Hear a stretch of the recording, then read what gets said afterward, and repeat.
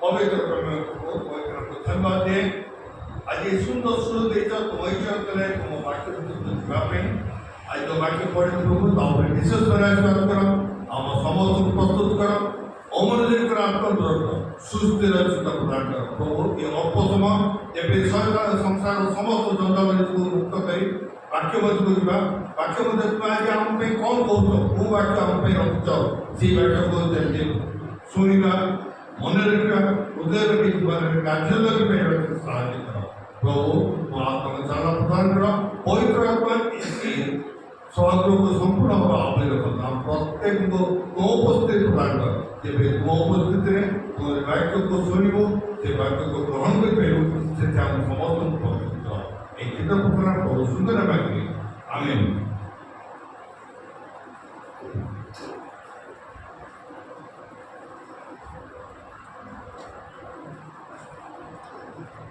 আজ আমি যে বাক্যটা পড়িল আম সমস্ত চির পরিচিত সন্ডে স্কুল আমি সেই জিনিস জানিছু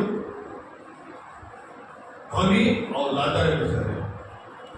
তারপরে এই উপাসনারে মধ্যে বহু সময় আমি বাক্য শুনেছি ধনী ও লাজার বিষয়ে। তাহলে আজ কাইকি আজ আউ থরে কাইকি এই ধনী ও লাজার বিষয়ে আমি এই বিষয়ে আলোচনা করে পেয়ে যাও।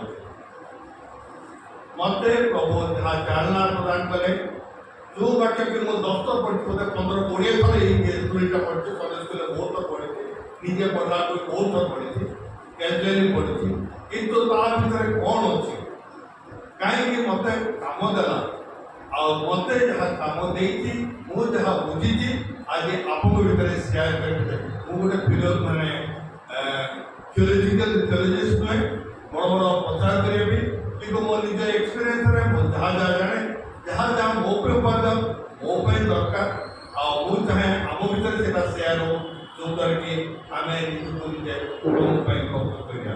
ये आम जिते जन ये उपस्थित प्रत्येक लक्ष्य आम कौन 43.5 डिग्री टेम्परेचर दौड़ी आसु आज प्रभु मंदिर को कौन खुशी रे मजा लगे शीत लगे कि कहीं दौड़ी आसु आम समस्त गोटे लक्ष्य आम किपरि परित्राण प्राप्त हो स्वर्गीय भवन में निज स्थान पाइपर स्वर्ग को केपरि जापर प्रभु सहित मिलित हो यहीटा आमर चिरंतन लक्ष्य आ मेन लक्ष्य से दौड़ी प्रभु मंदिर को मो भावुँ आज वाक्य आम समस्त प्रत्येक इंडिविजुअल साहाय्य कर आम स्वर्ग जावाई निज निजक प्रस्तुत करने धनी राजार यहाँ तो विषय सबुदिन सब सान पिला कहले कहे धनी राजार विषय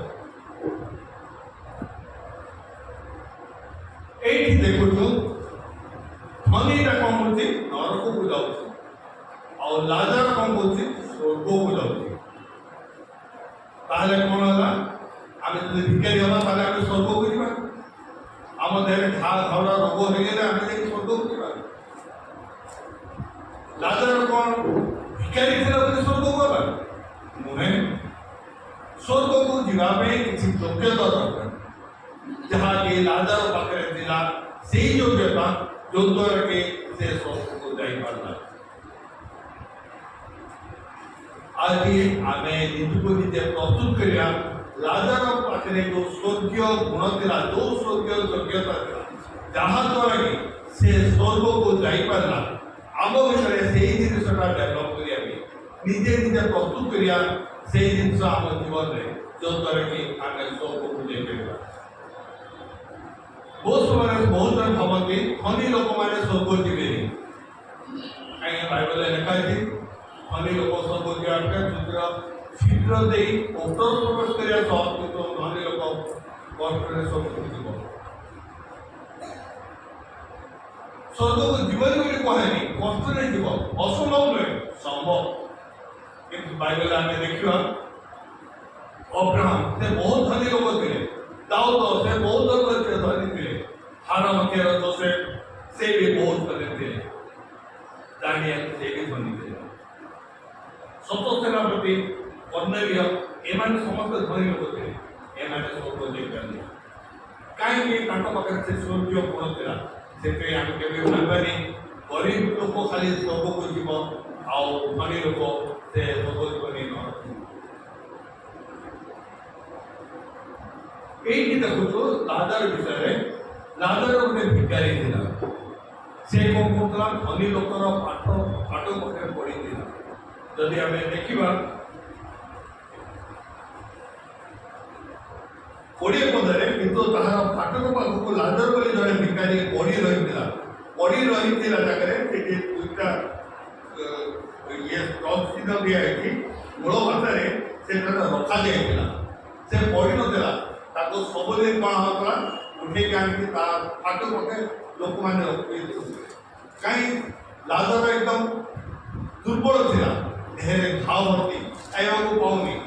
ଆଉ ସେ ଏଇପରି ଶୋଚନୀୟ ଅବସ୍ଥାରେ ସେ ଥିଲା। ସେଥିପାଇଁ ଲୋକମାନେ କହନ୍ତି ଦୟା କର୍ମ ଦେଇ ତାକୁ ଧନୀ ଲୋକର ଭାଗ ପକାଇ ତାକୁ ଠିଆ କରିବ। ଯୋଉଦ୍ୱାରା କି ହେଇପାରେ ଧନୀ ଲୋକ ଦୟା କରିବ ଆଉ ତାକୁ କିଛି ଖାଇବାକୁ ଦେବ। ହେଇପାରେ ଧନୀ ଲୋକ ଖାଇବାର କିଛି ଟୁକୁଡ଼ା ଗୁଡ଼ା ରହିଯାଉଥିବ, ଅଇଁଠା କିଛି ରହିଯାଉଥିବ। ଫାଟକ ପାଖରେ ତା ସର୍ବେମାନେ ପକାଇଥିଲେ ସେ ଏଇ ଜିନିଷଟା ସେ ଖାଇକି ବଞ୍ଚିଯିବ। କେମିତି ସେ ବଞ୍ଚିଯାଉ ସେଥିପାଇଁ ତାକୁ ରଖି ଦେଉଥିଲେ। ଆଉ ସେ ଲାଜର କଥା ସେ ଧନୀ ଲୋକର ଫାଟକ ପାଖରେ ପଡ଼ି ରହିଥିଲା। ଏଇଠି ଆମେ ଦେଖିବା ଲୁକ ତାର 16:24 ସେଇଠି ଦେଖିବା ଲାଜରର 5ଟା ଗୁଣ। ସେ ପଡ଼ି ରହିଥିବା ଭିତରେ ତାର 5ଟା ଗୁଣ ଥିବ। 24 ପଦରେ ଲେଖାଯାଇଛି। ସେଥିରେ ସେ ଡାକି କହିଲା, ହେ ପିତା ଅବ୍ରାହମ, ମୋତେ ଦୟାକରି ଲାଜରକୁ ପଠାଇ ଦିଅନ୍ତୁ, ଯେପରି ସେ ପାଣିରେ ଆପଣ ଅମୂଲ୍ୟ ଟୁପ ପଡ଼ାଇ ମୋର ଜୀବକୁ ଥଣ୍ଡା କରେ, କାରଣ ମୁଁ ଏହି ନିଆଁରେ ବଲବଲ ହେଇଯାଉଛି। ଏଠି କ'ଣ ହେଉଛି? କିଛି ଦିନ ପରେ ଲାଜରକୁ କ'ଣ ହେଉଛି? ଯନ୍ତ୍ରଣାରେ ଛଟପଟ ହେଇକି ମରିଯାଇଛି। ଆଉ ସେ ତାକୁ ଫୋପାଡ଼ି ଦିଆଯାଇଛି। ତାକୁ ଟିକେ କବର ଦେଇନାହାନ୍ତି, ତାକୁ ଫୋପାଡ଼ି ଦିଆଯାଇଛି। ଲାଭରେ ଡେଡବଡି ବୋଲି ତାକୁ ଫୋପାଡ଼ି ଦିଆଯାଇଛି। ଆଉ ଧନୀ ଲୋକ ମଧ୍ୟ କିଛି ଦିନ ପରେ ମରିଯାଇଛି। ତାକୁ ମହାଡମ୍ବରେ ତାକୁ ସମାଧି ତିଆରି କରାଯାଇଛି। ଯେତେବେଳେ ଲାଜରକୁ ଫୋପାଡ଼ି ଦିଆଯାଇଛି ସେତେବେଳକୁ ସ୍ୱର୍ଗଦୂତମାନେ ଚାଲି ଆସୁଛନ୍ତି ଲାଜରକୁ ନେବା ପାଇଁ। ଆଉ ତାକୁ ନେଇଯାଇଛନ୍ତି ଅବ୍ରାହମଙ୍କ ପୁଅକୁ। ସେ ଭିକାରୀ ଥିଲା, ଗରିବ ଥିଲା ବୋଲି ଅବ୍ରାହମ କୋଳକୁ ଯାଇନି। ସେ ଜୀବନରେ କିଛି କାର୍ଯ୍ୟ କରିଛି ଯୋଉଦ୍ୱାରା କି ତାକୁ ଅବ୍ରାହମ କୋଳକୁ ଯିବା ପାଇଁ ମନେ ନାହିଁ। କିନ୍ତୁ ଧନୀ ଲୋକଟି ଆଡ଼ମ୍ବରେ ଥିଲା, ତାକୁ ବହୁତ ଆଡ଼ମ୍ବରେ କବର ଦିଆହେଲା। କିନ୍ତୁ ତା ପାଇଁ କେହି ସ୍ୱର୍ଗଦୂତ ଆସିନାହାନ୍ତି। ସରକାରର ଚେଲାମାନେ ଆସିଛନ୍ତି ଆଉ ତାକୁ ନେଇକି ନରକରେ ନେଇ ପକେଇ ଦେଇଥିଲେ। ଯେତେବେଳେ ଧନୀଟା ଦେଖୁଛି ନରକ ଯନ୍ତ୍ରଣା ଛଟପଟ ହେଉଛି, ନିଆଁରେ ଗଲବଲ ହେଉଛି, ପାଣି ଟୋପିବା ପାଇଁ ଛାଟିପିଟି ହେଉଛି, ସେଟାକୁ ଉପରକୁ ଅନେଇକି ଦେଖୁଛି। ଯୋଉ ଲାଜର ତାର ଘରର ଦ୍ୱାର ମୁହଁରେ ବିକମ କଲା, ସେ କ'ଣ କରୁଛି? ଆରାମସେ ଅବ୍ରାହମଙ୍କ କୋଳରେ ରହୁଛି। ସେ ଆଶ୍ଚର୍ଯ୍ୟ ହେଉଛି, ଏ ଭିକାରୀଟା ମୋ ଦ୍ୱାରରେ ପଡ଼ିଥିଲା, ଖାଇବାକୁ ପାଉଥିଲା, କୁକୁରମାନେ ତାକି ତା ଗାଁ ସେ ଆସି ଅବ୍ରାହମ କୋଳରେ ଅଛି। ଆଉ ମୁଁ ଏତେ ବଡ଼ ଲୋକ, ଧନୀ ଲୋକ ହେଇକି ମୁଁ ଆଜି ନରକରେ ପଡ଼ୁଛି। ସେତେବେଳକୁ ସେ ପ୍ରାର୍ଥନା କରୁଛି, ସେ ବିକଳ ହେଇକି ପ୍ରାର୍ଥନା କରୁଛି। 24 ପଦରେ ସେ ଲେଖାଛି, ସେଥିରେ ସେ ଡାକି କହିଲା, ଏ ପିତା ଅବ୍ରାହମ, ମୋତେ ଦୟାକରି ଲାଜରକୁ ପଠେଇ ଦିଅନ୍ତୁ। ଯେପରି ସେ ଆପଣା ଆଙ୍ଗୁଳିରେ ଦୀପ ବୁଡ଼ାଇ ମୋର ଜୀବକୁ ଥଣ୍ଡା କରେ। ଦୟାକରି ଲାଜରକୁ ପଠାନ୍ତୁ। ଏଇଠି ଧନୀ ଲୋକକୁ ଦେଖୁଛୁ, ସେ ଲାଜର ଉପରେ ଏତେ କନଫିଡେନ୍ସ ଅଛି। ସେ କହୁଛି ଲାଜରକୁ ପଠେଇ ଦିଅନ୍ତୁ। କାହିଁକି? ଧନୀ ଲୋକ ଜାଣିଛି ଲାଜର ଗୋଟେ ଆଜ୍ଞା କରିଛି।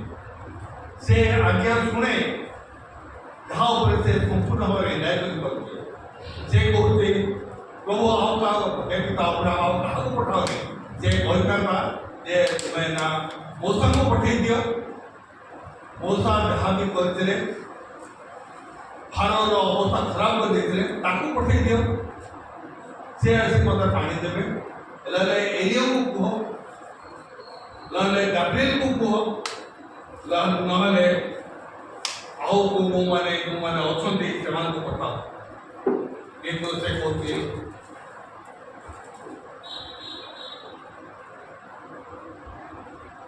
ଲାଜାରକୁ ପଠେଇଦିଅ। କାହିଁ ଲାଜାର ଉପରେ ତାର କନଫିଡେନ୍ସ ଥିଲା, ସେ ଭଲ ଭାବରେ ଜାଣିଛି ଲାଜାର ଗୋଟେ ଆଜ୍ଞାବହ ବ୍ୟକ୍ତି, ତାକୁ ଯାହା ଅବ୍ରାହମ କରିବେ ସେ ତା କଥା ଶୁଣିବ। ଆମ ଜୀବନରେ ଆମେ ଦେଖୁଛୁ ଯେଉଁମାନେ ଆଜ୍ଞାବହ, ଯେଉଁମାନେ ଓବିଡିଏଣ୍ଟ, କଥା କଲେ ଶୁଣନ୍ତି, ସେମାନଙ୍କ ଉପରେ ଆମେ ପ୍ରାୟୋରିଟି ଦେଉ, ତାଙ୍କୁ ଆମେ ରେକମେଣ୍ଡ କରୁ। ଯଦି ଆମକୁ କିଛି କାମ ଦରକାର ହେଲା, ଅନ୍ୟ କୁହାବ 4ଟା ଯୁବକଙ୍କୁ ପଠାଅ କି 2ଟା ପିଲାଙ୍କୁ ପଠାଅ, ତାହେଲେ ଅନ୍ୟ ବାଳକ କ'ଣ କରିବେ? ଯେଉଁ ପିଲା ତାଙ୍କର ଆଜ୍ଞାବହ, ତା କଥା ଶୁଣି କଥା କାମ କରେ, ତାକୁ ସେ ତାଙ୍କ ନାଁ ରେକମେଣ୍ଡ କରିବେ, ନା ଏଇ ପୁଅକୁ ପରୀକ୍ଷା ଯାଉ, ଏଇ ପୁଅ ଆପଣଙ୍କ ସାଙ୍ଗେ ରହୁ, ସେ ପୁଅ ଆପଣଙ୍କୁ ସାହାଯ୍ୟ କରିବେ। ଯେଉଁ ପିଲା କଥା ଶୁଣେନି, କେବେ କାହା କଥା ଶୁଣେନି, ତାକୁ କେବେ ବାଳକ କେବେ ବି ତାକୁ ରେକମେଣ୍ଡ କରିବେନି ଯାଅ ୟାକୁ ନେଇକି ଯାଅ, କାହିଁକି ନିଜେ ବର୍ତ୍ତମାନ ଦେବେ। ସେଥିପାଇଁ ଯାହା ଉପରେ କନଫିଡେନ୍ସ ଥାଏ ତାକୁ କୁହାଯାଏ ଯେ ସେ ଆସି କରୁ। ସେଥିପାଇଁ ଧନୀ ଲୋକ ଲାଜାରକୁ ମାନେ ଅବ୍ରାହମ କହୁଛି ଲାଜାରକୁ ପଠାକୁ, ସେ କ'ଣ କରିବ? ଆସି ମୋତେ ପାଣି ପିଇଦେବ। ଆଜ୍ଞାବହ ବା ଆମ ଜୀବନରେ ନିହାତି ଦରକାର। ଯେଉଁମାନେ ଆଜ୍ଞାବହ ସେମାନେ ସ୍ୱର୍ଗ ରାଜ୍ୟର ଅଧିକାରୀ। ଆଜ୍ଞାବହର 5ଟା ଜିନିଷ ଅଛି। ଯଦି ଆମେ ଦେଖିବା ଏଫେସୀୟ ତାର 6:1-2-3 ଯଦି ପଢ଼ିବା, ପ୍ରଥମ ଆଜ୍ଞାବହ ଆମେ କ'ଣ ହେବା? ଏଫେସୀୟ 6:1-2-3 ହେ ପିଲାମାନେ ପ୍ରଭୁଙ୍କ ସକାଶେ ଆପଣ ଆପଣ ପିତାମାତାଙ୍କର ଆଜ୍ଞାବହ ହୁଅନ୍ତୁ, କାରଣ ତାହା ଯଥାର୍ଥ। ଆପଣ ପିତାମାତାଙ୍କୁ ସମାଦର କର, ଯେପରି ତୁମର ମଙ୍ଗଳ ହେବ ଆଉ ପୃଥିବୀରେ ଦୀର୍ଘାୟୁ ହେବ। ପ୍ରଥମ ଆଜ୍ଞାବହ ହେଉଛି ପିଲାମାନଙ୍କ ପାଇଁ, ଆମ ଗଣିତ ଯୁବତୀ ପିଲାମାନଙ୍କ ପାଇଁ, ଅନ୍ୟମାନଙ୍କ ପାଇଁ ମଧ୍ୟ। ଆମେ ସବୁବେଳେ ବାପା ମାଙ୍କର ଆଜ୍ଞାବହ ହେବା। ବାପା ମା ମାନେ କେବେ ବି କୌଣସି ପିଲାର ଅନିଷ୍ଟ ଚିନ୍ତା କରନ୍ତି ନାହିଁ।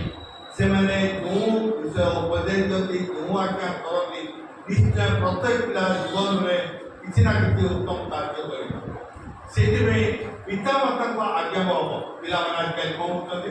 ମୁଁ ବହୁତ ପାଠ ପଢ଼ିଛି, ମୋ ବାପା କ'ଣ ମେଟ୍ରିକ୍ କ'ଣ ପାସ୍ କରୁଛି, ତାଙ୍କୁ କ'ଣ ଜ୍ଞାନ ଅଛି? କିଛି ନାହିଁ। ମୁଁ ମାନେ ଗୋଟେ ଡକ୍ଟର କି ଗୋଟେ ଇଞ୍ଜିନିୟର, PhD ଡିଗ୍ରୀ, ମୁଁ ବହୁତ ଜ୍ଞାନୀ। ବାପା କ'ଣ ଜାଣିବେ? ବାପା ପୁରୁଣା କାଳିଆ ଜିନିଷ, ତାଙ୍କ କଥା କିଛି ଶୁଣିବା ଦରକାର ନାହିଁ। ସେ ପୁରୁଣା କାଳିଆ ଜିନିଷ କରିବେ, ବହୁତ ଢେର କରନ୍ତି। କିନ୍ତୁ ବାଇବଲ କହିଛି ପିତାମାତାଙ୍କ ଆଜ୍ଞାବହ। ଯେଉଁମାନେ ପିତାମାତାଙ୍କ ଆଜ୍ଞାବହ ହୁଅନ୍ତି ସେମାନେ ଦୀର୍ଘାୟୁ ହେବେ। ଏ ତ ଖାଇଦେଲେ ଜିମ୍ ଗଲେ କିଏ ଦୀର୍ଘାୟୁ ହେଇଯାଏନି। ତା ପାଇଁ ଦରକାର ପିତାମାତାଙ୍କ ଆଶୀର୍ବାଦ ବି ଦରକାର। ବାଇବଲ କ୍ଲିୟରଲି ଲେଖାଛି 3 ପଦରେ, ଯେବେ ତୁମର ମଙ୍ଗଳ ହେବ ଆଉ ତୁମେ ପୃଥିବୀରେ ଦୀର୍ଘାୟୁ ହେବ। କେଉଁମାନେ ଜୀବନରେ ମଙ୍ଗଳ ହେବ? କେଉଁମାନେ ଦୀର୍ଘାୟୁ ହେବ? ଯେଉଁମାନେ ପିତାମାତାଙ୍କ ଆଜ୍ଞାବହ ହେବେ। ସେଥିପାଇଁ ପ୍ରକୃତ ଭାବରେ ଦେଖିବା ପରେ ପ୍ରତ୍ୟେକ ଆମେ ଚେଷ୍ଟା କରିବା ଜୀବନରେ ଆଜ୍ଞାବହ ହେବା ପାଇଁ। ଦ୍ୱିତୀୟରେ ଆମେ ଦେଖିବା ପରସ୍ପରକୁ ଆଜ୍ଞାବହ ହେଉ। ଯଦି ଏଫେସୀୟ 5:21 ଦେଖିବା, ସେଇଠି ଲେଖାଯାଇଛି ଆଉ ଖ୍ରୀଷ୍ଟଙ୍କୁ ଭୟ କରି ପରସ୍ପର ବଶୀଭୂତ ହୁଅ। ପରସ୍ପର ବଶୀଭୂତ ହୁଅ ମାନେ ପରସ୍ପର ଆଜ୍ଞା, ପ୍ରଭୁଙ୍କୁ ଭୟ କରି ପରସ୍ପରର ଆଜ୍ଞାବହ ହୁଅ। ଆମେ ସମସ୍ତଙ୍କର ସହିତ ଉତ୍ତମ ଅଣ୍ଡରଷ୍ଟାଣ୍ଡିଂ ରଖି ଶାନ୍ତିରେ ରହିକି ବାସ କରିବା। ଆଉ ଗୋଟେ ହେଉଛି ଅନ୍ୟମାନଙ୍କ ମାନେ ବିଜାତି ସୁଜାତି ସମସ୍ତଙ୍କ ସହିତ ଆଜ୍ଞାବହ। ମାଥ୍ୟୁ ତାର 5:41 ଲେଖା ହେଇଛି। ସେଇଠି ଆମେ ଦେଖିବା, ପୁଣି ଯିଏକି ତୁମକୁ କୋଷିଯିବା ପାଇଁ ବାଧ୍ୟ କରେ ତା ସାଙ୍ଗରେ 2 କୋଷ ଯାଅ। ଏଇଠି କୁହାହେଉଛି ତା ସହିତ ତୁମେ ଆଜ୍ଞାବହ ହୁଅ। ସେ କହୁଛି ମୋ ସହିତ ଚାଲ, ଗୋଟେ 20 ବାଟ ଯାଅ। ସେ କହୁଛି ହଁ ମୁଁ ତୋ ସହିତ ଯିବି। ସେ ହେଇପାରେ ସୁଜାତି, ହେଇପାରେ ହିନ୍ଦୁ, ହେଇପାରେ ମୁସଲିମ, ସେ ଯାହା ହଉ ତା ସହିତ ଉତ୍ତମ ଅଣ୍ଡରଷ୍ଟାଣ୍ଡିଂ ରଖି ତାହାର ଆଜ୍ଞାବହ। ଚତୁର୍ଥରେ ଦେଖିବା ଶାସନ କର ତାଙ୍କର ଆଜ୍ଞା ବହୁ ରୋମିଓ ତାର 13:1 ଦେଖିବା ସେଇଠି ଲେଖା ହେଇଛି ପ୍ରତ୍ୟେକ ଜଣ ଅଧିକାରପ୍ରାପ୍ତ ଶାସନକର୍ତ୍ତାଙ୍କ ବଶୀଭୂତ ହବ, କାରଣ ଅଧିକାର କେବଳ ଈଶ୍ୱରଙ୍କର ବାଟେ ଓ ସେ ସମସ୍ତ ଅଧିକାରପ୍ରାପ୍ତ ଶାସନକର୍ତ୍ତା ଅଛନ୍ତି ସେମାନେ ଈଶ୍ୱରଙ୍କ ଦ୍ୱାରା ନିଯୁକ୍ତ। ଆମେ କାହାର ଆଜ୍ଞା ବହ? ଆମେ ଶାସନକର୍ତ୍ତାଙ୍କ ବଶୀଭୂତ ହବା, ଆଜ୍ଞା ବହ ହବା। এইপারে কলেক্টর, এইপারে এসপি, এইপারে ম্যাজিস্ট্রেট, এইপারে আমার মন্ত্রী মুখ্যমন্ত্রী ହେଇପାରନ୍ତି, ଯିଏ ବି ହଉ କି ଏମପିଓ ହୁଅନ୍ତୁ, ଯିଏ ବି ଯେଉଁମାନେ ଶାସନକର୍ତ୍ତା ଅଛନ୍ତି ତାଙ୍କର ଆଜ୍ଞା ବହ। କିନ୍ତୁ ଆଜ୍ଞା ବହ ହବାର ଗୋଟେ ଲିମିଟେସନ ଅଛି। ଆମେ ଯାହା ବି ଆଜ୍ଞା ବହବା ବାଇବେଲର ଅନୁଯାୟୀ ଶାସ୍ତ୍ର ଯାହା ଅନୁମୋଦନ କରୁଛି সেই ଅନୁସାରେ ଆମେ ଆଜ୍ଞା ବହବା। ସେ ଯଦି କିଛି ଅନ୍ୟାୟ ଜିନିଷ କହିଲେ ତାହେଲେ ଆମେ ସେଟା ଆଜ୍ଞା ହବାନି। ନବକୃଷ୍ଣ ନିଶ୍ଚୟଙ୍କ ବିଷୟ ବେଳେ ସୈନ୍ୟର ମୈଶ୍ୱର ଅବଦନୀକୁ କୁହାଗଲା ତୁମେ ଆଜି ପ୍ରଣାମ କର, ଯୋଉଟାକି ଈଶ୍ୱରଙ୍କ ବାକ୍ୟ ବିରୁଦ୍ଧ। ଆଉ ସେମାନେ ତାଙ୍କ କଥା ଶୁଣିଲେନି, ଆଉ ପ୍ରଭୁ ତାଙ୍କୁ ସାହାଯ୍ୟ କରିଥିଲେ, ସେ ନବକୃଷ୍ଣଙ୍କ ରକ୍ଷା କରିଥିଲେ। जोसेफ विषय देखा, जोसेफ को फटिफरଙ୍କ ପାଖରେ ଯୋସେଫ ଥିଲେ, ସେ ଯେ ଫଟିଫର ସ୍ତ୍ରୀ ତାଙ୍କୁ କ'ଣ କରୁଛି, ପ୍ରଲୋଭିତ କରୁଛି, ତାଙ୍କୁ ଡାକୁଛି। ସେହି ସମୟରେ ଯୋସେଫ କ'ଣ କଲେ, ୟଙ୍ଗ ପିଲା, କିନ୍ତୁ ସେ ପ୍ରଭୁଙ୍କ ସହିତ ଅତି ସଂକ୍ଷିପ୍ତ ଜୀବନ କାଟୁଥିଲେ। ସେଥିପାଇଁ ସେ କହିଲେ ନା ମୁଁ ସେ କାମ କରିନି, ଏଇଟା ଈଶ୍ୱରଙ୍କର ଆଜ୍ଞା ବିହୀନ, ଏଇଟା ମାନେ ଈଶ୍ୱରଙ୍କ ଶାସ୍ତ୍ର ଅନୁସାରେ ଏଇଟା ଅନୁମୋଦିତ ନୁହେଁ, ମୁଁ ସେ କାମ କରିନି। ଯଦି ଆମ ଶାସ୍ତ୍ରକର୍ତ୍ତା ମାନେ କହନ୍ତି ତୁମେ ମଦ ପିଅ, ସିଗାରେଟ୍ ଆଣ, ତାହେଲେ ଆମେ କରିବାନି, ଏ ଶାସ୍ତ୍ର ଅନୁସାରେ ଅନୁମୋଦିତ ଜିନିଷ ନୁହେଁ। ସେଇଥିପାଇଁ ଆମେ ଆଜ୍ଞାବହ ହବା, ଠିକ ଅଛି, ସମସ୍ତଙ୍କ ଆଜ୍ଞାବହ ହବା, କିନ୍ତୁ ସେ ଶାସ୍ତ୍ର ଅନୁସାରେ। ପଞ୍ଚମରେ ଆମେ ଦେଖିବା ଆମେ ଈଶ୍ୱରଙ୍କର ଆଜ୍ଞାବହ ହବା। ଈଶ୍ୱରଙ୍କ ଆଜ୍ଞାବହ ମାନେ ଆମକୁ ବହୁ ବାଇବେଲ ଦେଇଛନ୍ତି, ବାଇବେଲରେ ସବୁ ଆଜ୍ଞା ଦିଆହେଇଛି। ଆମେ ବାଇବେଲକୁ ପଢ଼ିବା, ସେହି ଅନୁସାରେ ନିଜକୁ ନିଜେ ପ୍ରସ୍ତୁତ କରିବା ଈଶ୍ୱରଙ୍କର ଆଜ୍ଞାବହ ଅଟେ। ସେଥିପାଇଁ ଯେତେବେଳେ ଲାଜାରକୁ ଧନୀ କହୁଛି ଲାଜାରକୁ ପଠାଅ, ସେ ଆସି ମୋତେ ପାଣି ଟୋପେ ଦେବ, ସେତେବେଳକୁ ସେ ଜାଣିଛି ଲାଜାର ଗୋଟେ ହେଉଛି ଆଜ୍ଞାବହ ବ୍ୟକ୍ତି। ଯଦି ତାକୁ କୁହାହବ ସେ ନିଶ୍ଚୟ ଆସିବ ମୋତେ ପାଣି ଟୋପେ ଦେବ, ଅନ୍ୟ କାହା ଉପରେ ମୋର କନଫିଡେନ୍ସ ନାହିଁ, ମୁଁ କାହା ସହିତ କ୍ଲୋଜଲି ଯାଇନି, ମୋ ସାଙ୍ଗ ସହିତ ଯାଇନି, ଇଣ୍ଡିଆନ ସହିତ ମୁଁ ଯାଇନି, କିନ୍ତୁ ପର୍ସନାଲି ମୁଁ ଲାଜାରକୁ ଜାଣିଛି ସେ ଗୋଟେ ଆଜ୍ଞାବହ ବ୍ୟକ୍ତି। ମୋ ଫାଟ ପାଖରେ ପଡ଼ିଥିଲେ ମଧ୍ୟ ମୁଁ ଜାଣିଛି ସେ ଆଜ୍ଞାବହ, ତାକୁ ଯାହା କୁହା ହୁଏ ସେ କରେ, ଆଉ ସେ ଓବିଡିଏଣ୍ଟ ସମସ୍ତଙ୍କ ସହିତ ସେ ଶାନ୍ତିରେ ରୁହେ ଆଉ କଥା ମାନେ। এইটা হচ্ছে সাক্ষ্য। এইটা আমি দেখুଛୁ ଲାଜାରର ଯେଉଁ କ୍ୟାରେକ୍ଟର ସ୍ୱର୍ଗକୁ ସେ କାହିଁକି ଗଲା ତାର ଭିତରେ ସାକ୍ଷ୍ୟ ଦେଉଛନ୍ତି ସ୍ୱର୍ଗରୁ ଅବ୍ରାହମ ଆଉ ନରକରୁ ଥାଇକି ଧନୀ ଲୋକ ସେ ଲାଜାର ବିଷୟରେ ସାକ୍ଷ୍ୟ ଦେଉଛନ୍ତି। এইটা হচ্ছে লাজারର ପ୍ରଥମ ସାକ୍ଷ୍ୟ ଯେ ଲାଜାର ଗୋଟେ ଆଜ୍ଞାବହ ବ୍ୟକ୍ତି। ଆଜି ଆମେ ଯେତେ ଜଣ ଉପକୃତ ହେଉଛୁ ପ୍ରତ୍ୟେକ ଆମେ ଚେଷ୍ଟା କରିବା ଆମେ ଆଜ୍ଞାବହ ହେବା, ବିଶେଷ ଭାବରେ ପିତାମାତାଙ୍କ ଆଜ୍ଞାବହ ହେବା ଆଉ ଈଶ୍ୱରଙ୍କ ଆଜ୍ଞାବହ ହେବା। ଈଶ୍ୱରଙ୍କ ବାକ୍ୟ ଆମକୁ ଯାଉ ଦିଆହେଇଛି, ବାକ୍ୟ ଅନୁସାରେ ଆମେ ନିଜ ଜୀବନକୁ ପରିଚାଳିତ କରିବା। ଦ୍ୱିତୀୟରେ ଦେଖିବା ସେଇ ଜାଗାରେ ସେ ଜଣେ ଦୟାଳୁ ବ୍ୟକ୍ତି ଥିଲା। ଲାଜାର ଗୋଟେ ଦୟାଳୁ ବ୍ୟକ୍ତି ଥିଲା। ଯେତେବେଳେ ଧନୀ ଲୋକ କହୁଛି ଯେ ଲାଜାରକୁ ପଠାଅ, ସେତେବେଳକୁ ସେ କହୁଛି ସେ ପାଣି ଟୋପେ ଆଣିକି ମୋ ମୁହଁରେ ଦବ।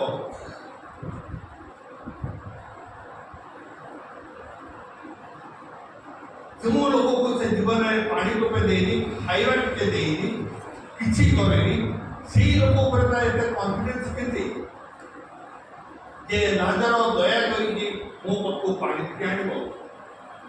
এইটি দেখুଛୁ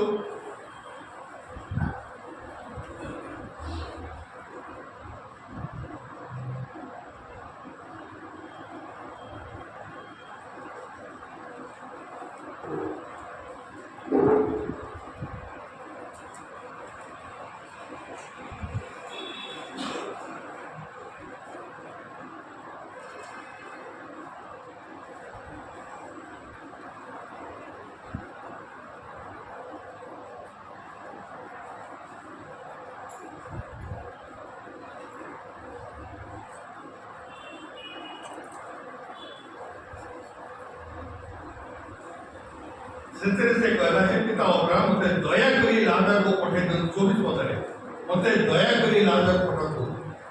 ଆପଣ ଦୟା କରନ୍ତୁ, ଲାଜର ବି ଦୟା କରିବ। କାହିଁ ମୁଁ ଜାଣିଛି ଲାଜର ଦୟା କରିବ, ସେ ଦୟା କରିବ ଆଉ ନିଶ୍ଚୟ ଦୟାକରି ପାଣି ଆଣିକି ମୋତେ ଦବ। এইটার তা ক্যারেক্টার ধনী লোক জানিছি, ধনী ব্যক্তি জানিছি লাজর জଣେ ଦୟାଳୁ ବ୍ୟକ୍ତି। କାହିଁକି ନା ତା ଫାଟ ଖେଳ ତ ଅନ୍ୟମାନେ ତାକୁ ଜାଣିଛି ଭାଗ ଦିଏ ଆଉ ସେ ନିଶ୍ଚୟ ପାଣି ଆଣିକି ମୋତେ ଦବ। ସେ ତାକୁ ଭାବିଥାନ୍ତା ଲାଜରକୁ ପଠେଇଲେ ପାଣି ପାଇଁ ଆଣିକି ଦେବା ପାଇଁ। ସେ କହିପାରିଥାନ୍ତା ଲାଜରକୁ ମୁଁ ତ କେବେ ତ୍ୱରାନ୍ୱିତ ଉଠିବି ଦେଇନି, ଯଦି ମୁଁ ତାକୁ ପାଣି ମାଗିବି ସେ କହିବ ଧନୀ ତୁ ମୋତେ ତ କେବେ କେବେ ସାହାଯ୍ୟ କରିନୁ, କିଛି ଖାଇବାକୁ ବି ଦେଇନୁ, ଆଉ ତୁ ବର୍ତ୍ତମାନ ପାଣି ମାଗୁଛୁ। ଯଦି ଲାଜର ତା ହାତରେ ପାଣି ପଠେଇଥାନ୍ତେ ବାଟରେ ପାଣି ଫୋପାଡ଼ି ଦେଇଥାନ୍ତେ କିନ୍ତୁ ସେ ଜାଣିଛି ଲାଜର ସେୟା କରିବେ। ଲାଜର ଗୋଟେ ଦୟାଳୁ, ନିଶ୍ଚୟ ସେ ପାଣି ଆଣିକି ମୋତେ ଦେବ ଆଉ ମୁଁ ପିଇକି ମୁଁ ଟିକେ ଶାନ୍ତି ପାଇବ। ଏଇଠି ଦେଖନ୍ତୁ ଦ୍ୱିତୀୟ କ୍ୟାରେକ୍ଟର ଦୟା ପ୍ରବଳ। ଲାଜରର କ'ଣ ଥିଲା? ମାନେ ଦୟାଳୁ ଥିଲା, ଯିଏକି ଅନ୍ୟମାନଙ୍କୁ ଦୟା କରୁଥିଲା। ସେ ନିଶ୍ଚୟ ଜାଣିଥିଲା ମୋତେ ବି ସେ ଦୟା କରିବ। ତୃତୀୟ ଗୁଣ ଧରିଲେ ଲାଜର କ୍ଷମାଗୁଣ ଥିଲା। ଧନୀ ଲୋକ ଏଠି ଆଡମିଟ୍ କରୁଛି ଯେ ଲାଜରର କ୍ଷମାଗୁଣ ଅଛି। ଯଦି ବି ସେ ତା ପାଇଁ ଜୀବନରେ କିଛି କରିନି ଆଉ ଲାଜର କ'ଣ କରୁଛି ତା ଭୁଲକୁ କ୍ଷମା ଦେବ ଆଉ ନିଶ୍ଚୟ ତାକୁ ସାହାଯ୍ୟ କରିବା ଜିନିଷ। ଆମ ଜୀବନରେ ସେଇ କ୍ଷମାଗୁଣ କେତେ ଅଛି? ଯଦି ଆମ ପ୍ରତି କିଏ ମାନେ ଖରାପ ଅଛି ଆମେ କ'ଣ କରିବୁ? ପ୍ରତିଶୋଧ କରାଯାଏ ନା ମୋ ଜୀବନରେ ସେମାନେ କିଛି ସାହାଯ୍ୟ କରିବେ, ମୁଁ ତାକୁ ସାହାଯ୍ୟ କରିବିନି। এইটি লাজর କ'ଣ রয়েছে? ଧନୀ ଲୋକଟି ପାଠ କ୍ଷେତ୍ର ପଢ଼ିକି ରହିଛି, ସେ କେତେ ଯନ୍ତ୍ରଣା କରୁଛି, ଭୋକରେ ଲାଉଟ କରୁଛି। ଧନୀ ଲୋକ କେବେ ତାକୁ ଅନେଇ ଯାଇନି, କେତେ ତାକୁ ଖାଇବାକୁ ମୁଠେ ଦେଇନି। ସେ ଯାହା ଟେବୁଲରେ ଯେଉଁ ଗୋଟେ କୁକୁଡ଼ା ଗୁଡ଼ା ପଡ଼ିଯାଉଥିଲା ଡାଇନିଂ ଟେବୁଲରେ ସେଇଟା ପଡ଼ିକି ବାହାରେ ଖୁଆଉଥିଲା, କୁକୁରମାନେ ଖାଉଥିଲେ, ତା ସହିତ ଲାଜର ଖାଉଥିଲା। ଯଦି ସେ ଦୟାଳୁ ବ୍ୟକ୍ତି ହେଇଥାନ୍ତା, ଯଦି ସେ କ୍ଷମାଶୀଳ ବ୍ୟକ୍ତି ହେଇଥାନ୍ତା, ତାହେଲେ କ'ଣ ଲାଜର ପ୍ରତି ଦୟା କରିଥାନ୍ତା, ତାକୁ ନେଇଥାନ୍ତା ଘରେ ଟ୍ରିଟମେଣ୍ଟ କରିଥାନ୍ତା, ଘର ଗୋଟେ କରିଦେଇଥାନ୍ତା, ଖାଇବା ପାଇଁ ବ୍ୟବସ୍ଥା କରିଥାନ୍ତା। ଧନୀ ଲୋକ ପ୍ରଚୁର ପଇସା ଅଛି, ସେ ବହୁତ କିଛି କରିପାରନ୍ତା କିନ୍ତୁ ସେ ସେୟା ବି କରିଛି। ସେ କ'ଣ କରିଛି? ଲାଜରକୁ ବେଗାର କରିଛି। ଏଠି କିନ୍ତୁ ଲାଜର ତା ପ୍ରତି ଯେତେ ବିଦ୍ୱେଷ ଭାବ କରିଥିଲେ ମଧ୍ୟ ତାକୁ କ୍ଷମା ଦେଇଛି। ସେ କହୁଛି ଠିକ୍ ଅଛି ତୁମେ ଲାଜରକୁ ପଠାଅ, ସେ ତା ଭିତରେ କ୍ଷମାଗୁଣ ଅଛି, ସେ ନିଶ୍ଚୟ ଆସି ମୋତେ ସାହାଯ୍ୟ କରିବ। ଏଇ କ୍ୟାରେକ୍ଟର ଯଦି ଆମ ଭିତରେ ଆମେ ଡେଭଲପ୍ କରିବା, ଯେପରି ଆମେ ଯିଏ ବି ଆମ ପ୍ରତି କେବେ ବି କିଛି ସାହାଯ୍ୟ କରିନି, କେତେ ବି କିଛି ଉପକାର କରି ଆମ ବିପକ୍ଷରେ ଯାଇଛି, ତାହେଲେ ଆମ ଜୀବନରେ ଆମେ ତାକୁ କ୍ଷମା ଦେବା।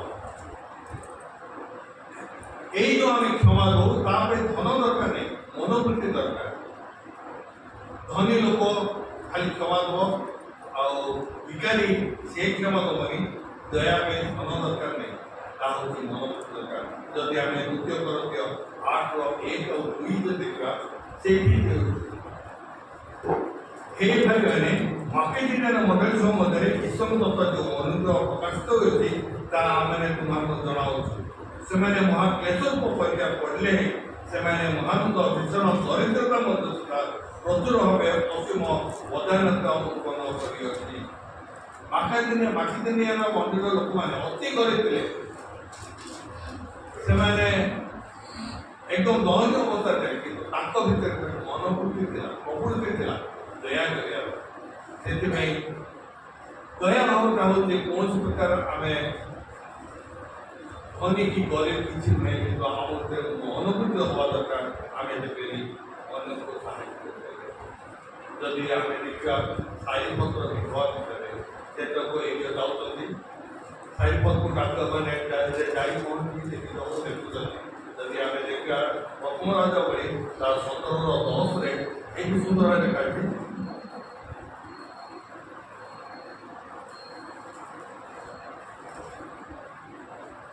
ଗଣିରେ ସେ ଉଠି ସାରିପଥକୁ ଗଲେ, ସେ ନଗର ଦ୍ୱାର ନିକଟରେ ପଛୁବତେ ଦେଖା ଏକ ବିଧବା ସ୍ତ୍ରୀ ସେଠାରେ ଭାତ ଚାହୁଁଅଛି। ମୁଁ ସେ ତାକୁ ଡାକି ଗଲେ, ବିରୋଧ କରୁଛି, ଗୋଟିଏ ପାତ୍ରରେ କିଛି ଜଳ ଆଣ, ମୁଁ ପାନ କରିବି। ଏଇଠି ସାରିପତ୍ର ଯାଉଛନ୍ତି, ସେଠୁ ମହାଦୁର୍ଭିକ୍ଷ ପଡ଼ିଛି, ଜଳ ନାହିଁ। ସେତକୁ ସେ ଯାଉଛନ୍ତି, ଦେଖୁଛନ୍ତି ଗୋଟେ ବିଧବା କାଠ ପିଠା କରିବ। ସେତକୁ ଏରିଆ କହୁଛନ୍ତି ମୋ ପାଇଁ ଟିକେ ପାଣି ଆଣ। से समय पानी का भयंकर विषय था कौन प्रकार कहा पाखे पानी नथिला दिए रखला टिके पानी दिला टिके पहुंची आछे एलियो को पहुंचे मो पाखे पानी आ सेटा साई पत्र विधवा के कोनी बोलियो कि पानी आनी अपनी एडी तापर से संगे संग बोलते मैं पानी आने आपको मो पाखे छोटो पिठा आनी आई तो पहले बोल से बोलते बहुत देन प्रभु जदि ताको योजना प्रभु योजना जीव जदि ये सारी विधवा देखी से जदि रक्षा पारे से परीक्षा कर लोकर मनोवृत्ति होती से विधवार मनोवृत्ति जिते लोग पानी मांगुंट ये विधवाटी विदाउट एक्सक्यूजन से कहते पानी मिल जाऊँ से कन्फिडेंटली मो परीक्षा जानी से साइबर विधवा ऑफर महिला जो द्वारा के जिसके पिता करता था ताऊ द्वारा के पासे करता था और ताऊ खाए किंतु जैसे एलियो को तुम मोबाइल पिता से को प्रथम पिताटा आनी के एलियो को तभी हम के जैसे के लोग बात हम मके जो ऑफर के था तो जैसे बात आके हम तो मके के खाए हो आगे प्रभु ए बेटू बात से तार खाइए थे मत मांगे दूसरी हमें इतनी के खाके मौजूद था तो तीन चीज से मांगी होती कि विधवाटा कम से दानशील प्रवृत्ति এটা মনুষ্যর প্রাচুর্যের উপর নির্ভর করে এইটা হচ্ছে মানসিকতা মনুষ্যর মনোবৃত্তি কোন সেই অনুসারে মনুষ্য অন্যকে দয়া করিব অন্যকে সাহায্য করিব পঞ্চম দানশীল এটা হচ্ছে দান প্রবৃত্তি এই দান প্রবৃত্তির সমস্ত মানুষ কথায় প্রভু সেটা দিয়ে কাটি প্রভু দয়া করবো আমি সেটি দানশীল হব आम अभाव अवस्था अन्य को साहाय्य करने आम मन ये सारी पत्र कौन दया जो लाजार विषय लाजार एत जंत्रणा पाला से कौन करूला से आणि पानी दवा धनी कौन नेचर से दब लाजार निश्चय मत पानी दब पंचम देखा लाजार कौन देखा मैं देखो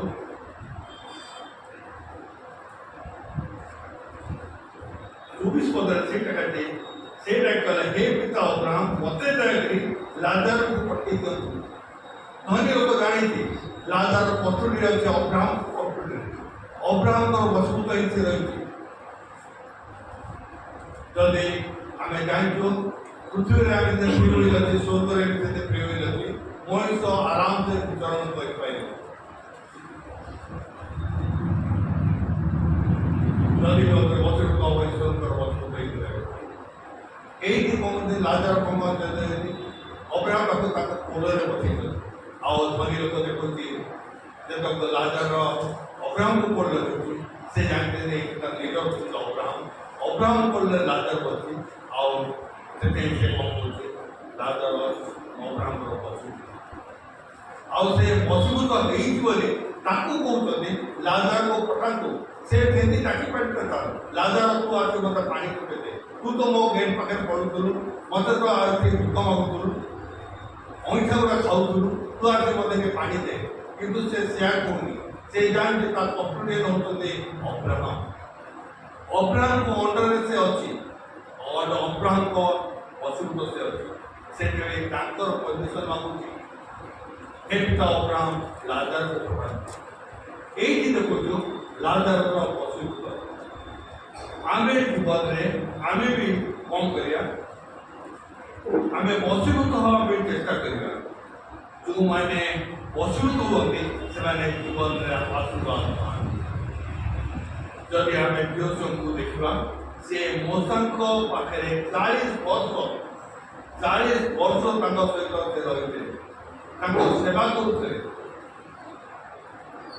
और जोसम कौन है परवर्ती समय मोसा को पदवी देते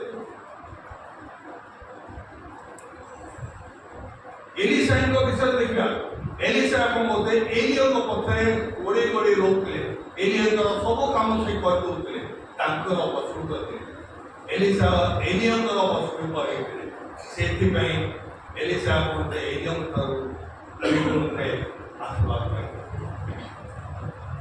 ଜୀବନରେ ବଶୀଭୂତ ହେବା ପାଇଁ ଚେଷ୍ଟା କରିବା। ବଶୀଭୂତ ହେଲେ ଆମେ ପ୍ରଚୁର ଆଶୀର୍ବାଦ ପାଇବା। ସାମୂହିକ ଜୀବନରେ ଦେଖୁଛୁ ସାମୂହିକ କ'ଣ କରିଥିଲେ ଏଲିଙ୍କ ପାଖରେ ଏଲିଙ୍କର ବଶୀଭୂତ ନେଇଥିଲେ। ଏଲି ଧର୍ମଯାଜକ ଥିଲେ ତାଙ୍କ ପାଖରେ ସାମୁଏଲ ତାଙ୍କର ବଶୀଭୂତ ତାଙ୍କ ସେବା ସେବା କରୁଥିଲେ ଆଉ ତାଙ୍କର ବଶୀଭୂତ ହେଇଥିଲେ। ସେହିପରି ଯୀଶୁଙ୍କ ପରିସ୍ଥିତି ବିଷୟରେ ଦେଖିବା ଯୀଶୁଙ୍କ ପାଖରେ ତାଙ୍କ ଶିଷ୍ୟମାନେ 3.5 ବର୍ଷ ବଶୀଭୂତ ହେଇଥିଲେ। ପରବର୍ତ୍ତୀ ସମୟରେ ଦେଖିବା ଯୀଶୁଙ୍କ ଶିଷ୍ୟମାନେ କେତେ କେତେ ଆଶ୍ଚର୍ଯ୍ୟ କର୍ମ କଲେ, କେତେ କେତେ ଶକ୍ତିର କାର୍ଯ୍ୟ କରିପାରିଥିଲେ। ସେଥିପାଇଁ ଆମେ ଦେଖିବା ଯେତେ ଜୀବନରେ ଚେଷ୍ଟା କରିବା ଅନ୍ୟର ବଶୀଭୂତ ହେବା। ଯଦି ଆମେ ଆଜି ତାର 16:9 ଦେଖିବା ସେଇଠି ଦେଖିବା ହାଗାର କ'ଣ କରିଛି ନା ସାରା ପାଖରୁ ଦୌଡ଼ିକି ପଳେଇ ଯାଉଛି। ସେତେବେଳକୁ ଠିକ ଅଛି ଆଜି 16:9 ଦେଖିବା ସେତେବେଳେ ସଦାପ୍ରଭୁଦୂତ ତାହାକୁ କହିଲେ ତୁମେ ଆପଣ ସାନ୍ତ ଭିତରୁ ଫେରି ଯାଇ ନମ୍ର ଭାବରେ ତାହାର ତାଙ୍କ ହସ୍ତର ବଶୀଭୂତ ହବାଟା ଏତେ ସହଜ ନୁହେଁ। ଯେତେବେଳେ ହାଗାର କ'ଣ କରୁଛି ସାରା ପାଖରୁ ଦୌଡ଼ି ପଳେଇ ଯାଉଛି। ଈଶ୍ୱରଙ୍କୁ ବାସ୍ତା କରୁଛି ତୁମେ ତମ ମାଲିକାଣୀ ପାଖକୁ ଫେରିଯାଅ ଆଉ ତାଙ୍କର ବଶୀଭୂତ ହୁଅ ଆଉ ନମ୍ର କର। ବଶୀଭୂତ ହବାଟା ଗୋଟେ ନମ୍ର କର ଯେଉଁଟାକି ଆମେ ବି ଚେଷ୍ଟା କରିବା ଆମେ ସେଇ ବଶୀଭୂତ ହେଇପାରିବା। ଯାହାକି ଲାଜାର ସେଇ ଗୁଣ ଥିଲା ସେ କ'ଣ ଟିକେ ନମ୍ର ଗୁଣ ଥିଲା। ଆମ ଜୀବନରେ ଆମେ ଚେଷ୍ଟା କରିବା ଆମେ ବି ସେମିତି ନମ୍ର ଗୁଣ ରଖିବା। ଯଦି 16:28 ପଦରେ ଆମେ ଦେଖିବା ସେଇଠି ଲେଖାଛି କାରଣ ମୋର 5 ଭାଇ ଅଛନ୍ତି ସେମାନେ ମଧ୍ୟ ଯେପରି ଏହି ଯନ୍ତ୍ରଣା ତାଙ୍କୁ ନ ଆସନ୍ତି ସେଥିରେ ସେ ସେମାନଙ୍କ ସାକ୍ଷ୍ୟ ଦେବ। 25 ପଦରେ ଲେଖାଛି କିନ୍ତୁ ଅବ୍ରାହମ କହିଲେ ପୁଅରେ ତୁ ଯେ ବଞ୍ଚିତ କହିଲେ ତୋର ଭଲ ବିଶୁଦ୍ଧ ପାଇଲୁ ଆଉ ଲାଜର ସେ ସବୁ ମନ୍ଦ ବିଶୁଦ୍ଧ ପାଇଲା ଏହା ମନେ କର। କିନ୍ତୁ ଏବେ ସେ ଏହି ସ୍ଥାନରେ ସାନ୍ତ୍ୱନା କରୁଛି। এইটি অব্রাহম বলতে এটা হচ্ছে দুজন ভিতরে কনভারসেশন লাজার বিষয়ে কুয়া হচ্ছে। এটা তো ধনী লোক লাজার বিষয়ে তার এফিসিয়েন্সি তার ক্যারেক্টর গুড়া কହୁଛି। ଏଠି ଅବ୍ରାହମ କହୁଛନ୍ତି ଲାଜାର ବିଷୟରେ କହୁଛନ୍ତି ଯେ ପୁଅରେ ତୁ ଜଗତରେ ଥିଲା ବେଳେ ଜୀବନରେ ସବୁ ଭଲ ଜିନିଷ ପାଇଲୁ ଆଉ ଲାଜାର କ'ଣ କଲା ସବୁ ମନ୍ଦ ବିଷୟ। ମନ୍ଦ ବିଷୟ ମାନେ ପାପ ବିଷୟ ନୁହେଁ। ମନ୍ଦ ବିଷୟ ମାନେ ଅଭାବ ଅନାଟନ ରୋଗ এই ସବୁ ଅଭାବ ସେ ପାଇଛି। ଲାଜାର କ'ଣ କରିଛି ତା ଜୀବନ ସାରା ସେଇ ଯନ୍ତ୍ରଣାମୟ ଜୀବନରେ। କିନ୍ତୁ ଧନୀ ଲୋକ କୌଣସି ପ୍ରାଶ୍ଚିତ୍ୟ କରିଛି। ଆମେ ନିଜ ଜୀବନରେ ପର୍ଯ୍ୟାଲୋଚନା କରିବା ଆମକୁ ପ୍ରଭୁ ଯୋଉ ଦାନ ଦେଇଛନ୍ତି ଆମେ କିପରି ଭାବେ ତାକୁ ୟୁଜ୍ କରୁଛୁ। ଆମେ ଯଦି ଧନୀ ଅଛୁ ପଇସା ଅଛି ଆମେ ଧନକୁ କେଉଁ ଭାବରେ ୟୁଜ୍ କରୁଛୁ। ଆମେ ଆମୋଦ ପ୍ରମୋଦରେ ଭୋଗ ବିଳାସରେ ଯେଉଁଟାକି ଶାସ୍ତ୍ର ଅନୁଯାୟୀ ଆମେ ନ କରିକି ନିଜ ବୟସ ଅନୁସାରେ କରୁଛୁ ଯେଉଁଟାକି ଶାସ୍ତ୍ରର ବିରୁଦ୍ଧାଚରଣ।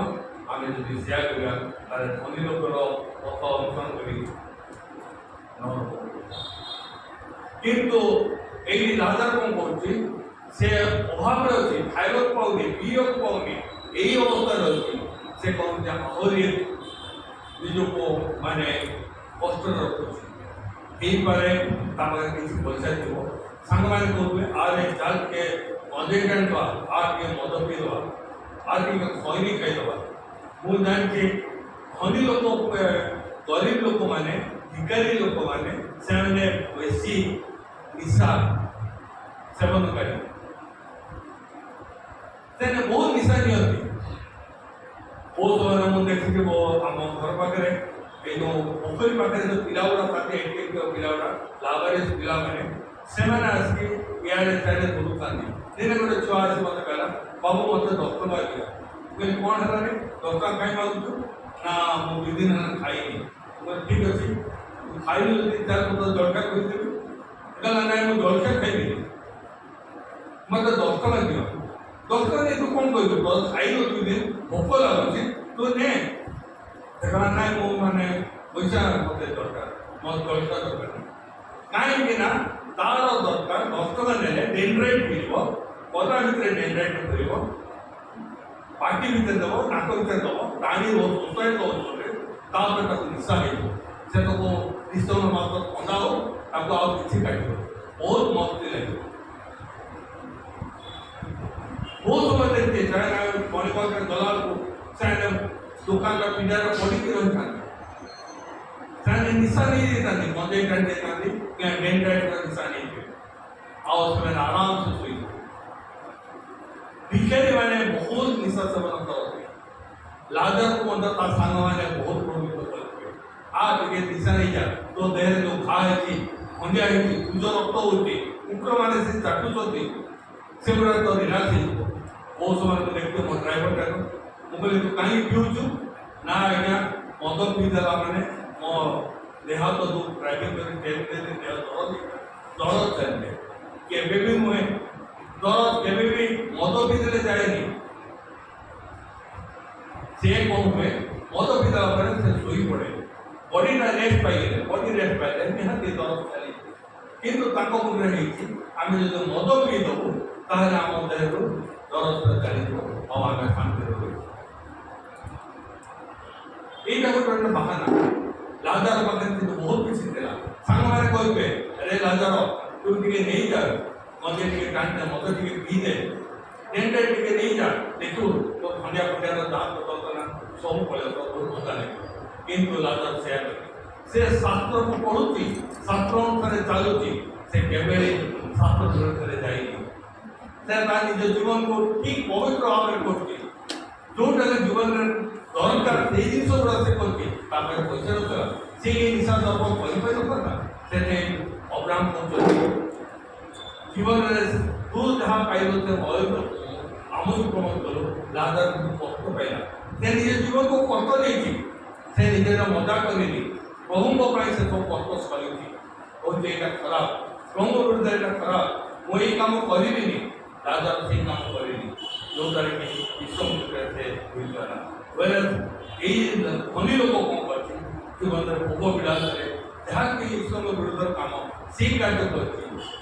ଯଦି ଆମେ ନିଜକୁ ନିଜ ପ୍ରତ୍ୟାବର୍ତ୍ତନ କରିବା, ଯଦି ଆମ ପାଖରେ ପ୍ରଭୁ ଯାହା ଦେଇଛନ୍ତି ଆମେ ତାହା କୋଉ ଭାବରେ ୟୁଜ୍ କରୁଛୁ, ଯଦି ଆମେ ପ୍ରାଚୁର୍ଯ୍ୟତାରେ ରହିକି ଈଶ୍ୱରଙ୍କ ବିରୁଦ୍ଧରେ କାର୍ଯ୍ୟ କରୁଛୁ, ତାହା ପାଇଁ ଆମକୁ ଅନନ୍ତ ନରକ ଆମ ପାଇଁ ପାଇବୁ। ଆଉ ଯଦି ତା ଭିତରେ ଥାଇ ଯଦି ଆମେ ପ୍ରଭୁଙ୍କ ପାଇଁ ବ୍ୟବହୃତ କରୁଛୁ ତାହେଲେ ଅନନ୍ତ ଜୀବନ ଅଧିକାରୀ ହେଇପାରିବ। ସପ୍ତମରେ ଦେଖିବା ରାଜାର ସାକ୍ଷର, ସେଇଠି ଯେଉଁ ଇଏ କୁହାଉଛି ସେଥିରେ 28 ପଦରେ, କାରଣ ମୋର 5 ଭାଇ ଅଛନ୍ତି, ସେମାନେ ମଧ୍ୟ ଯେପରି ଯନ୍ତ୍ରଣାକୁ ନ ଅଛନ୍ତି ସେଥିରେ ସେ ସେମାନଙ୍କ ଉପରେ ସାକ୍ଷ୍ୟ ଦେବ। ଏଇଠି କହୁଛୁ ସେ ସାକ୍ଷ୍ୟ ଦେବ। କୋଉ ସାକ୍ଷ୍ୟ ଦେବ? ଈଶ୍ୱରଙ୍କ ବିଷୟରେ ସାକ୍ଷ୍ୟ ଦେବ, ଈଶ୍ୱରଙ୍କ ବିଷୟରେ ସାକ୍ଷ୍ୟ ଦେବ।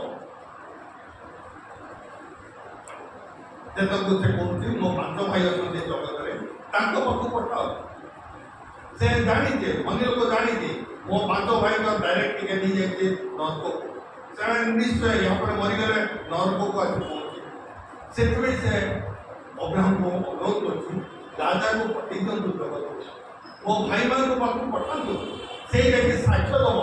ଯଦି ଗୋଟେ ଲୋକ ଆସେ ତାଙ୍କୁ ସାକ୍ଷ୍ୟ ଦେବ, ପ୍ରଭୁଙ୍କ ବିଷୟରେ ସାକ୍ଷ୍ୟ ଦେବ, ତାହେଲେ ସେମାନେ ମନ ପରିବର୍ତ୍ତନ କରିବେ, ଆଉ ଏଇ ଯନ୍ତ୍ରଣାତ୍ମକ ଆସିବେନି, ସେମାନେ କେମିତି କିନ୍ତୁ ସେ ଜାଗାରେ ଅବ୍ରାହ୍ମ କରୁଛନ୍ତି 29 ପଦରେ କଲେ, କିନ୍ତୁ ଅବ୍ରାହ୍ମ କଲେ ସେମାନଙ୍କ ଭିତରେ ମୂଷା ଭଗବତୀଙ୍କ ଧର୍ମଶାସ୍ତ୍ର ଅଛି, ସେମାନେ ସେମାନଙ୍କ କଥା ଶୁଣନ୍ତି। ଅବ୍ରାହ୍ମ କହୁଛନ୍ତି ସେମାନଙ୍କ ମୂଷା ଓ ଭଗବତୀମାନଙ୍କ ଧର୍ମଶାସ୍ତ୍ର ଅଛି।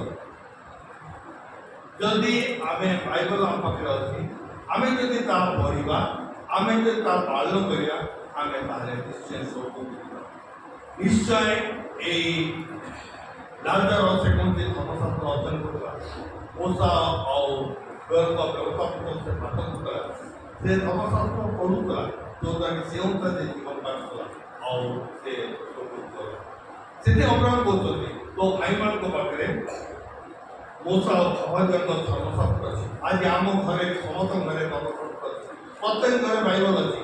ଆମେ କେତେ ବାଇବଲ ପଢ଼ୁ, ବାଇବଲ ଯାହା ପଢ଼ୁଛୁ ସେ ଅନୁସାରେ ପାଳନ କରୁଛୁ।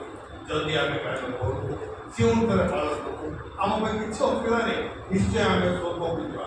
ଯାହାକି ଲାଜର ସହିତ ସେଇ ବିଷୟ ନେଇ ଯାଉଥିଲା ଆଉ ସେ ସବୁ କଲା। ଏଇଠି ଅବ୍ରାହମ ବି କହୁଛନ୍ତି ଧନୀ ଲୋକକୁ ଯେ ତୋ ଭାଇମାନଙ୍କ ପାଖରେ ପୋଷା ଓ ଭାବଜାତ ଧର୍ମଶାସ୍ତ୍ର ଅଛି, ତୁମ ଘରେ ବି ଧର୍ମଶାସ୍ତ୍ର ଅଛି, ଆଜି ଆମମାନଙ୍କ ଘରେ ବି ଧର୍ମଶାସ୍ତ୍ର ଅଛି। ଆମର ଟିକେଟ କେମିତି ଯଦି ନକଟୁ ନରକକୁ ଆମର ଟିକେଟ ଯଦି ସବୁ ବି ହବ, ସେଥିପାଇଁ ଆମେ ଚିନ୍ତା କରିବା। ଲାଜର ଯାହାକି ଧର୍ମଶାସ୍ତ୍ର ପାଠ କରିକି ସେ ଜୀବନକୁ ଯାଇଥିଲା। ତାପରେ ଆମେ ଗୋଟେ ଜିନିଷ ଦେଖୁଛୁ ଯେ ଲାଜର ଅନନ୍ତ ଜୀବନ ଅଧିକ 30 ପଦରେ ସେଥିରେ ସେ କହିଲା ହେ ପିତା ଅବ୍ରାହମ, ତାହା ଯଥେଷ୍ଟ ନୁହେଁ, ମାତ୍ର ଯଦି ମୃତମାନଙ୍କୁ ଜଣେ ସେମାନଙ୍କୁ ଯିବ ତାହେଲେ ସେମାନେ ମନ ପରିବର୍ତ୍ତନ କରିବେ। ଏଇଠି ଦେଖୁଛୁ ନିହାତି ଲାଜର ମନ ପରିବର୍ତ୍ତନ କରିଥିବା ବ୍ୟକ୍ତି ଥିଲା। ଆଉ ଏଇ ଲୋକ ଯଦି ପୃଥିବୀକୁ ଯିବ ସେ ତାହେଲେ କ'ଣ କରିବ, ତାଙ୍କୁ ଦେଖିକି ଏମାନେ ମନ ପରିବର୍ତ୍ତନ କରିବେ ଆଉ ଆପଣଙ୍କୁ ପକ୍ଷ ଆସିବେ। ସେଥିରେ ସେ ସେମାନଙ୍କୁ ଅବ୍ରାହମକୁ କହୁଛି ଲାଜରକୁ ପକେଇ ଦିଅନ୍ତୁ। ଶେଷରେ ସେ ଦେଖିବା ଲାଜର ପୁନରୁତ୍ଥିତ ହେଇବାର ଅଛନ୍ତି। 31 ପଦରେ ଦେଖୁଛୁ ସେଇଠି ଲେଖା ହେଇଛି, କିନ୍ତୁ ସେ ତାଙ୍କୁ କହିଲେ ଯଦି ସେମାନେ ମୂତ ଆବେଦନ କଥା ନ ଶୁଣନ୍ତି ତାହେଲେ ମୃତମାନଙ୍କ ମଧ୍ୟରୁ ଜଣେ ପୁନରୁତ୍ଥିତ ହେଲେ ସୁଦ୍ଧା ସେମାନଙ୍କ ଗ୍ରହଣ କରିବେ ନାହିଁ। ଏଠି ଅବ୍ରାହମ ଡିକ୍ଲାର କରୁଛନ୍ତି ଯେ ଲାଜର ନିହାତି ପୁନରୁତ୍ଥିତ ହେଇପାରିବା ବ୍ୟକ୍ତି ଜଣେ ପୁନରୁତ୍ଥିତ ହବାର ଯୋଗ୍ୟ ବ୍ୟକ୍ତି। ସେଥିରେ ଏଇ ଯୋଗ୍ୟ ବ୍ୟକ୍ତି ସେଠୁ ଯାଇପାରିବ। ଆଜି ଆମ ଜୀବନରେ ଆମେ ସେୟା ପ୍ରଦର୍ଶନ କରିବା। ଆମେ କ'ଣ ଆମ ଜୀବନକୁ ପୁନରୁତ୍ଥିତ ହେବା ପାଇଁ ସବୁ କରିଛୁ? ପ୍ରଭୁ ଯେତେବେଳେ ଆସେ, ଯୀଶୁ ଯେତେବେଳେ ଆସିବେ, ତାଙ୍କ ସହିତ ଆମେ ପୁନରୁତ୍ଥିତ ହେଇପାରିବା କି? ଯୋଉଟାକି ଅବ୍ରାହମ ଲାଜର ବିଷୟରେ କହିଥିଲେ, ଯଦି ଜଣେ ପୁନରୁତ୍ଥିତ ବ୍ୟକ୍ତି ତାଙ୍କ ପାଖକୁ ଯାଏ ତାହେଲେ ସେମାନେ କ'ଣ କିଛି ଲାଭ କରିବେ? କାହିଁକି ନା ତାଙ୍କ ପାଖରେ ବ୍ୟବସ୍ଥା ପୁସ୍ତକ ଅଛି, ଧର୍ମଶାସ୍ତ୍ର ଅଛି, ସେମାନେ ତାହା କରିବେ। ଆଜି ଆମ ପାଖରେ ବି ଧର୍ମଶାସ୍ତ୍ର ଅଛି, ଆମ ପାଖରେ ବ୍ୟବସ୍ଥା ପୁସ୍ତକ ଅଛି, ଆମେ ସେଇ ଅନୁସାରେ ପାଳନ କରିବା। ଆମ ପାଖକୁ କିଏ ଆସି ଗୋଟେ ମିରାକିଲ୍ କରିଦେଲେ ବି ହବନି, ଆମେ ନିଜକୁ ନିଜେ ପ୍ରସ୍ତୁତ କରିବା। ସେଠି ଲାଜର ଜୀବନରେ ଯାହା ଯାହା ଜିନିଷ ଥିଲା ସେ ଥିଲା ଆଜ୍ଞାବହ ଥିଲା। ଲାଜର ଦୟାବାନ ଥିଲା, ଲାଜର କ୍ଷମାଶୀଳ ଥିଲା, ଲାଜର ବଶୀଭୂତ ଥିଲା, ମାନେ ନମ୍ର ଥିଲା, ଲାଜର ଦାନଶୀଳ ଥିଲା। ଆଉ ଲାଜର ପ୍ରଭୁଙ୍କ ପାଇଁ କଷ୍ଟ କରିକି ଦରିଦ୍ର ଜୀବନଯାପନ କରୁଥିଲା। ତାର ସାକ୍ଷମ ଜୀବନ ଥିଲା ଆଉ ସେ କ'ଣ ଥିଲା, ବାକ୍ୟ ଅନୁସାରେ ଜୀବନ କାଟୁଥିଲା। ଆଉ ସେ ମନ ପରିବର୍ତ୍ତନ କରିବା ଏକ ପୁନରୁଦ୍ଧିତ ଥିବା ଯୋଗ୍ୟ ବ୍ୟକ୍ତି ଭାବରେ ଥିଲା। ଯଦି ଆମ ଏହି ଗୁଣର କାମ ଜୀବନରେ ଆମେ ଜନ୍ମ କରିପାରିବା, ଆମ ନିଜ ଜୀବନରେ ଆମେ ତିଆରି କରିପାରିବା, ତାହେଲେ ଆମେ ସବୁ ଯିବାର ପ୍ରଭୁ ଆମକୁ ପ୍ରସ୍ତୁତ କରନ୍ତୁ। ଆମ ଜୀବନରେ ଆମେ ବି ସେଠି ଅନ୍ୟର ଆଜ୍ଞାବହ ହେବା, ଦୟାବାନ ହେବା, କ୍ଷମାବାନ ହେବା, ଅନ୍ୟର ବଶୀଭୂତ ହେବା, ଦାନଶୀଳ ହେବା।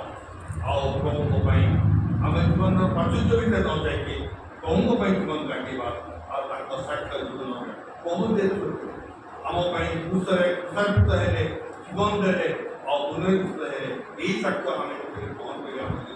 ଆମେ ଚେଷ୍ଟା କରିବା ଆଉ ଆମ ମନ ପରିବର୍ତ୍ତିତ ହେବା।